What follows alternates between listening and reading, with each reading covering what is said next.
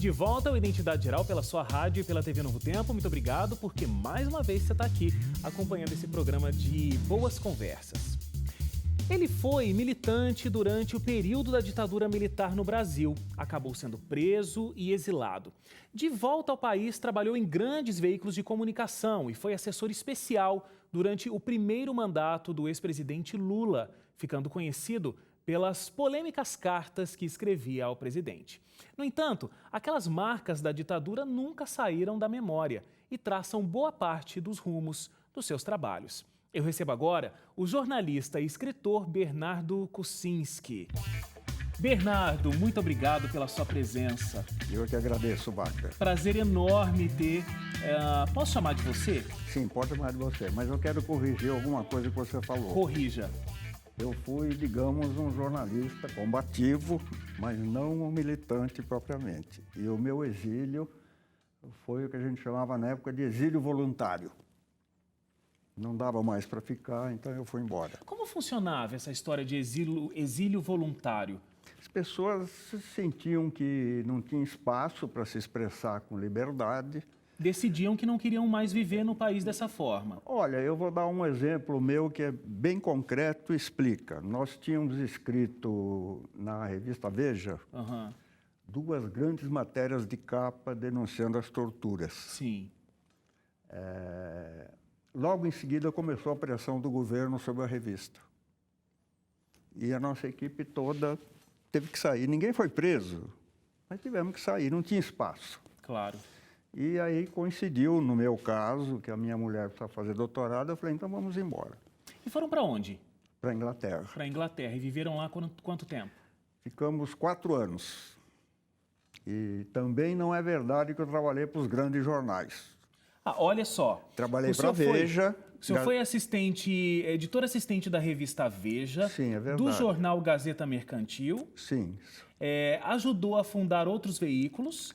Também trabalhou na BBC de Londres, atuou como correspondente no Brasil dos jornais ingleses o The Guardian e o Latin American Political Report. Então, mas você nota que de veículos grandes brasileiros tem a Veja, que gerou esse episódio que me forçou a ir para o exílio, e a Gazeta Mercantil, já no final da minha estada na Inglaterra, quando ela veio com um novo projeto, isso em 73, 74, já havia aqueles ventos da abertura, então foi possível contratar uma pessoa como eu.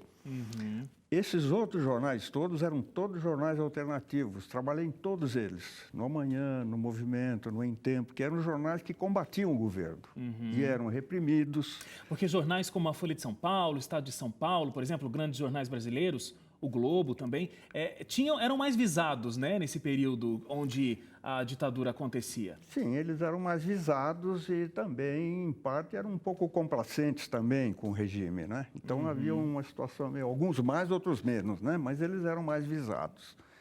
Então, muita gente foi para o exterior por vontade própria, assim como outros realmente tiveram que fugir, não é? Agora, olha só, depois dos 70 anos, o senhor decide deixar um pouco de lado o jornalismo, vamos chamar assim, mais factual, e se entregou de braços abertos para a literatura. Exato. Como é que foi esse momento de transição?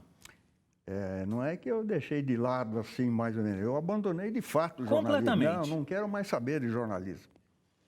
Primeiro eu abandonei meu interesse pela economia quando houve aquela quebraram os maiores bancos no mundo e eu vi que não aconteceu nada. Isso porque a pessoa escreveu o livro Jornalismo Econômico, que muitos alunos que sentam nos bancos da faculdade leem esse livro. Aliás, esse livro o senhor ganhou em 97, né, o Prêmio Jabuti. Isso, ganhei. Então eu me interessava muito em economia, mas depois disso hoje a minha visão da economia é que é um grande cassino, não tem nenhum interesse teórico e não há nada que se possa aprender, eu não acredito em nada de economia. E a política também eu me desencantei.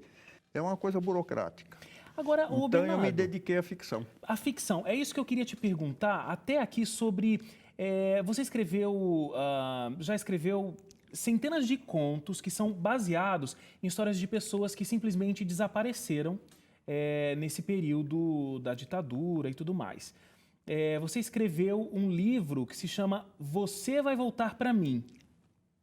O que mais te impressiona, o que mais te atrai nessa história? É esse mistério de para onde essas pessoas foram, qual o paradeiro dessas pessoas, ou é o momento histórico que está por trás desses desaparecimentos? Bom, em primeiro lugar, eu preciso explicar que houve um desaparecimento na minha própria família.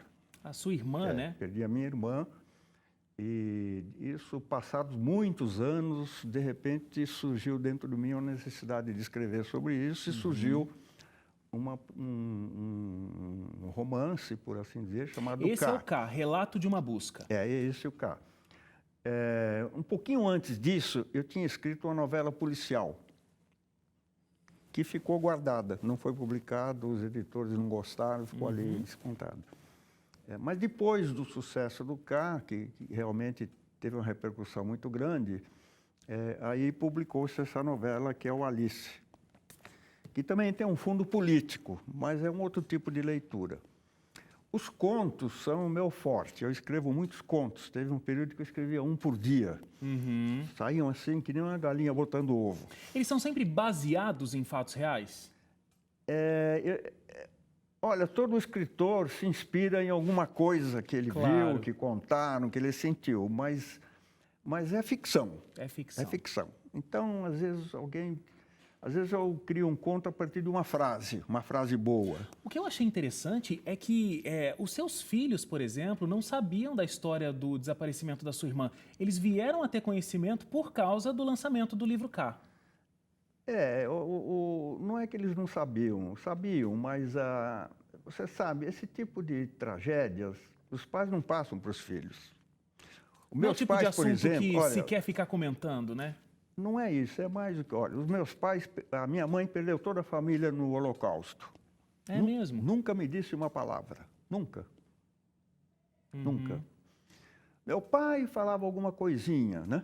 Mas ele não perdeu toda a família no Holocausto, então ele talvez podia falar. Então, é uma coisa tão pesada que a gente não quer passar para os filhos. Por que o filho tem que já começar a crescer com uma carga dessa? Então, é comum não passarem para os filhos. As familiares que perderam maridos, ou mulheres, ou filhos, ou irmãos na ditadura, a maioria não passa para os filhos. Agora, se essa ferida é tão marcante, é tão dolorida, e o processo da escrita? Como ele acontece? É uma forma de colocar esse sentimento para fora? O K foi uma espécie de catarse, né? Até alguns críticos usaram essa palavra. Foi uma coisa que estava lá dentro e tinha que sair, entende? O K foi. Por isso que ele tem essa força. Os contos, a maioria deles, assim, eu comecei a participar de reuniões da Comissão da Verdade da Assembleia Legislativa de São Paulo. Eu ia lá assistir. Eu tenho muita...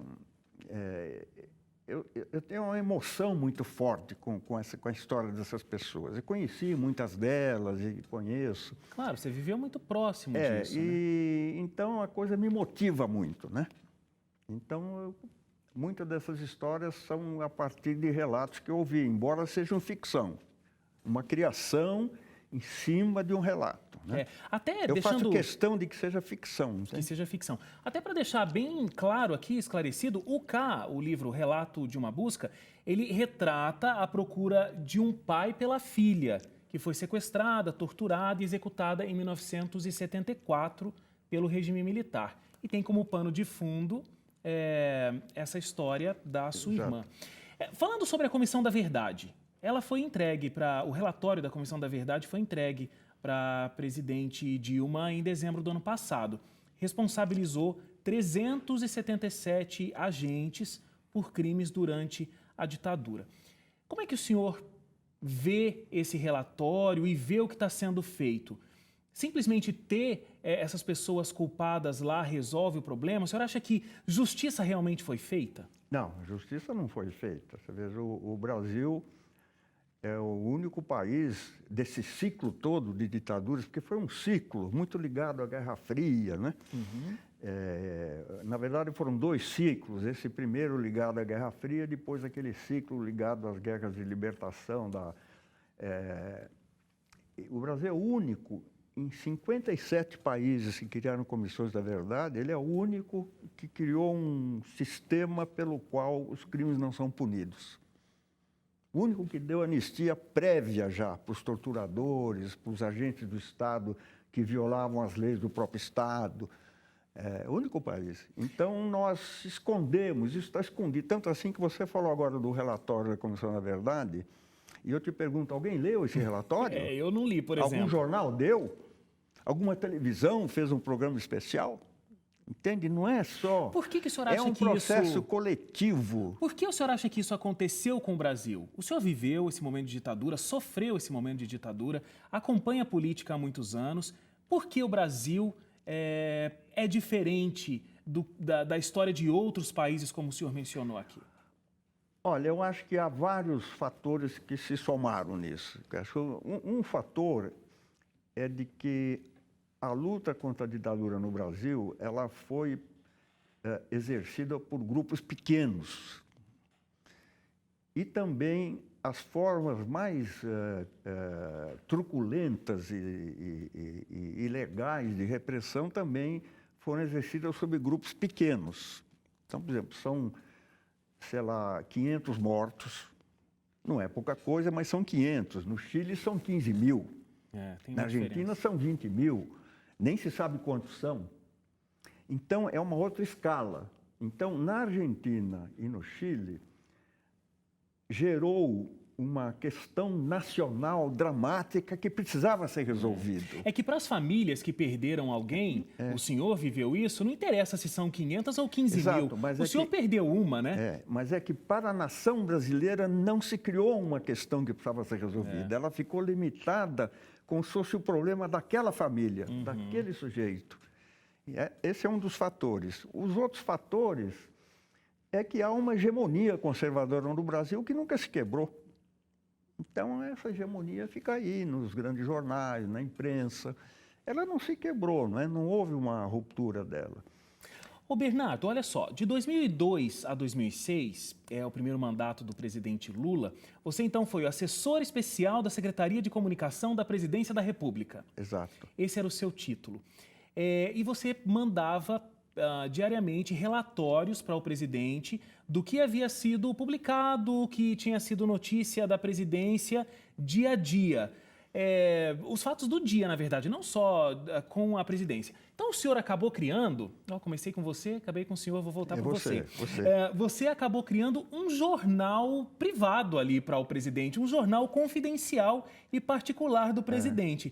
Você acha que isso acabou, de alguma forma, esse seu trabalho, influenciando os rumos do nosso país? Já que o presidente sabia as notícias justamente através dos seus olhos, do seu relato?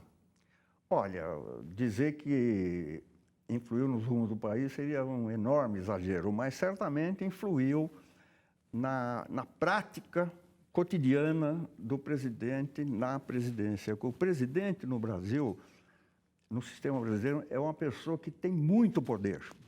E ele é rodeado de muito puxa-saco, de muitas pessoas interessadas, de muitos assessores que tem medo de dizer uma coisa. Na verdade, a presidência da República, todas as presidências, não é só do Brasil. Existe uma redoma, em torno do presidente. Todos os sistemas, eles criam, são burocráticos, Então, por exemplo, uma pessoa, por exemplo, de uma secretaria por exemplo, da Agência Nacional de Informações, vai fazer um relatório para o Lula, quando ele vai fazer uma viagem, por exemplo, para o Oriente Médio, ele vai fazer um relatório enorme, que o Lula não vai ler, entende? O senhor ia direto ao ponto. Ou então ele vai fazer um relatório depois que ele já pegou o avião. Entendi. Entendeu? Agora, nessa de ser Então, como é que eu trabalhava? Eu acordava às 5 da manhã. Às 8 horas, o presidente Lula recebia o meu informe, que não era só um jornal. O Jornal do Bernardo. Que não era só um jornal, era uma coisa que ia além, era uma coisa que fazia sugestões. Era opinativo. Era opinativo. Num certo momento em diante, eu também fazia um pouco de investigação interna da máquina do governo e apontava falhas. O senhor ficou conhecido, inclusive, por ser uma pessoa que fazia comentários muito ácidos. O próprio presidente e ex-presidente, atualmente, dizia que o senhor tinha comentários muito ácidos. Ele às vezes não gostava e até pensou em me demitir mais de uma vez. Mas era uma... Na verdade, essa relação tinha começado muitos anos antes, nas campanhas já. Então havia... Agora, esse trabalho na presidência... Deixa eu mostrar aqui. Saiu na forma de um livro. Cartas a Lula. Esse livro aqui, tem as cartas na íntegra? Tem, não na íntegra, mas tem na íntegra algumas das especiais. Porque quando o Lula viajava, nós sempre fazíamos alguma coisa especial. Fizemos muita.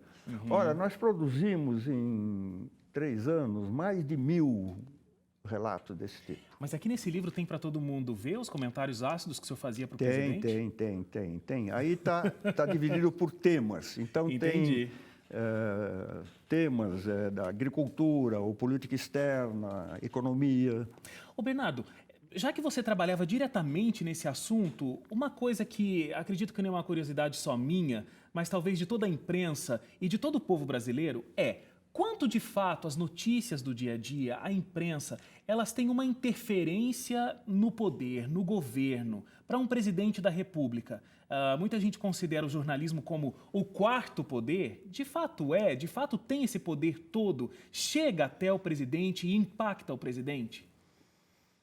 Não, eu acho que muito pouco, porque um presidente da República depende muito do estilo do presidente. Um presidente como o Lula é um presidente que se conversa muito com as pessoas, muito, o tempo todo. E ele conversa assim, ele agarra as pessoas, ele é muito carismático, né? Muito carismático e ele tenta pegar de cada pessoa o que ela tem de melhor e ele releva o que ela tem de não aceitável. Então, ele é um cara que se alimenta o tempo todo de muitas fontes.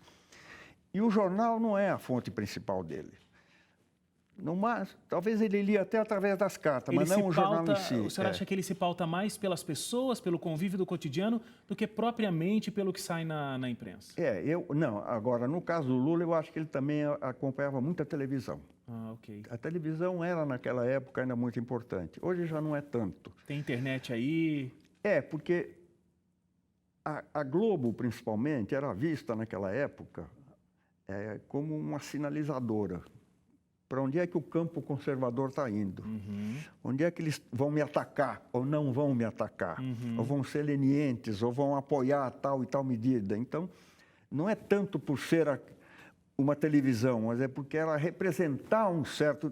E também não é um 4º poder, é o verdadeiro poder. É o poder das elites. Porque a imprensa brasileira, ela não é um 4º poder, porque não é um poder independente do poder das elites.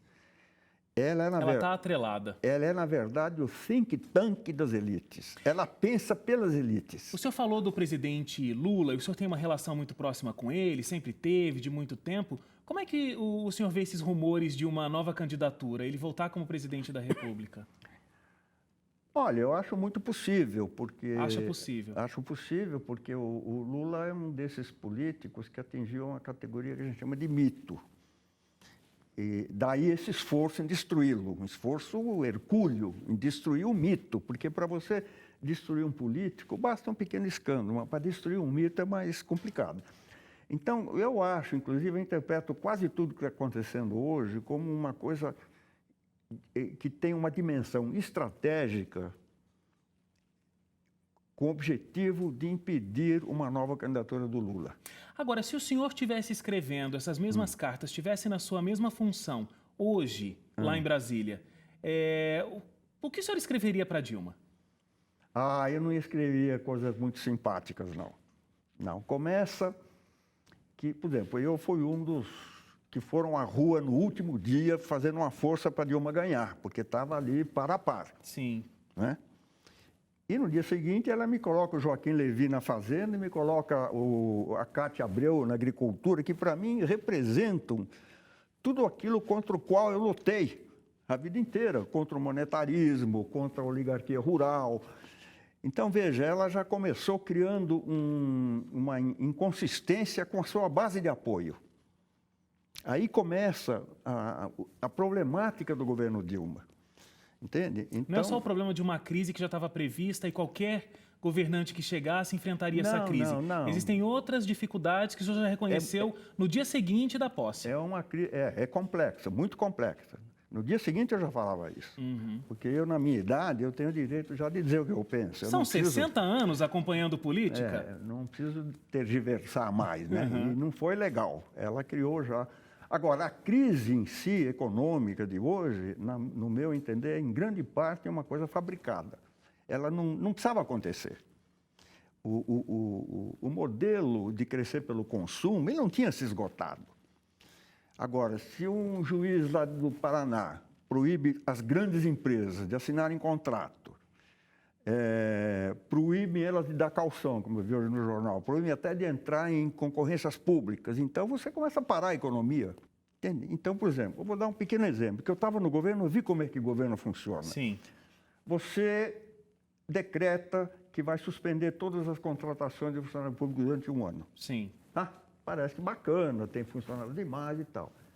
Mas lá, digamos, em Alcântara, tem uma equipe que está trabalhando num foguete, são 40 cientistas, eles estão numa fase crucial em que eles iam contratar um sujeito importante para resolver o último problema do foguete. Não vão contratar esse cara. Os 40 vão ficar parados.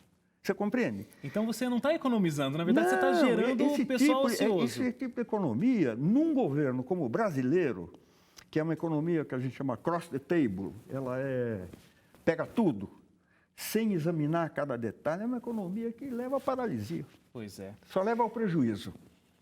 Bernardo, eu queria agradecer demais a sua presença, a sua participação. Eu devo dizer que li você na época da faculdade, então, em outros momentos da carreira, acabei consultando alguma coisa. Estar conversando com você aqui é um grande prazer. Parabéns pela sua carreira, parabéns por tudo que você fez pela política, por tudo que você fez, principalmente ao jornalismo nacional.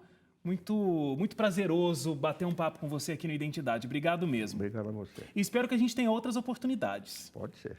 E a gente termina o Identidade Geral dessa semana. Muito obrigado pela sua audiência, pela sua companhia. Obrigado porque você ficou com a gente até agora. Na semana que vem, às 10 horas da noite, estamos de volta com mais uma edição. Até lá. Tchau, tchau.